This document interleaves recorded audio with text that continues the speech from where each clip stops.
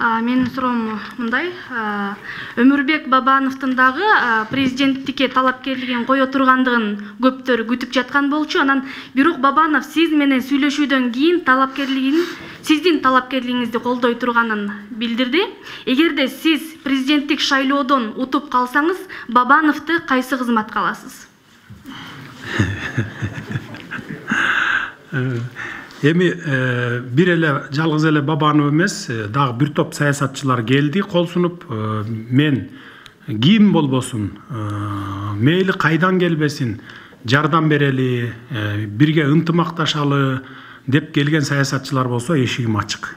Бардык эле саясатчылар келип атат, депутаттар келип атат, бардыгы менен жолугуп атам. Менин аракетим Кыргызстанда мисалы сен Акаевчисиң, сен Бакиевчисиң, сен Атамбаевчи же Жээнбековчисиң деп бөлбөстөн бардыгын бир колго, бир муштумга топтогонго болгон күч аракетимди жумшап атам. Бул боюнча мен акыркы жасап аткан иштеримден деле өзүңүздөр көрүп, сезип турсаңыздар керек. Биз ушул бардыгыбыз качан гана ынтымак болуп, бир муштум болгонубузда Кыргызстан мамлекети алдыга жылат. Эл дагы ошо ынтымакка келет. Мына мен ошогон ынтымакка чакырып атам бардыгын тең. Бир эле Бабанов эмес, эми мен ошол эртең бир күндөрдөн ошо бир түз эфирден кайрылам го кыргыз элине. Ошондо атайын, аттарын атайым, ыраазычылыгымды билдиремин. Ошондой болду. Анан эми кайсы кызматка алуу жөнүндө вообще сүйлөшкөн жок.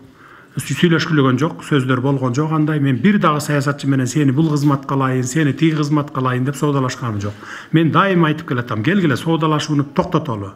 Таштайлы, мындан ары соодалашуу болбосун дагы, бир гана мамлекеттин кызыкчылыгы болсо, ошогон коелу. Мына ошо тартып кете ала турган болсо деп. Анткени мен уже акыркы 15 жылда баарын баякы соодалашуунун баарын көрүп келдим. Мен өзүм жон терим менен сездим. Биринчи келгенде 2005 жылы бир мандаттуу округтан шайланып келгем. Анда мындай соодалашуулар болчу эмес.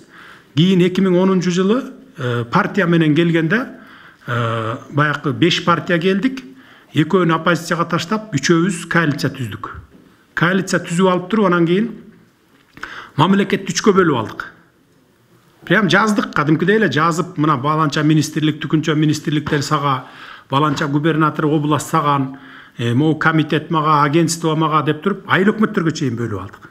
Анан ар бир фракция өзүбүз ошолорго кадрларды кое баштадык. Мына ошондон башталды. Баягы адистиги туура келбеген кадрлар деле мына иштеп кетет ушу жерге деп биз ошо 2010 жылдан бери карай бүгүнкү күнгө чейин мына ушинтип келатабыз. Ошон үчүн анан бул жакшылыкка алып келген жок. Муну эл дагы сиздер да көрүп отурасыздар мына.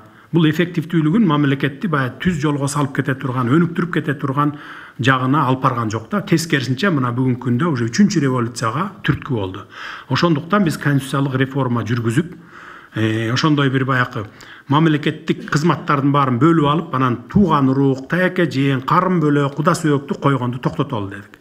Мамлекетке мамлекетчилдик подход менен кылалы деп ушундай өзгөрүүлөргө барып атабыз бүгүн.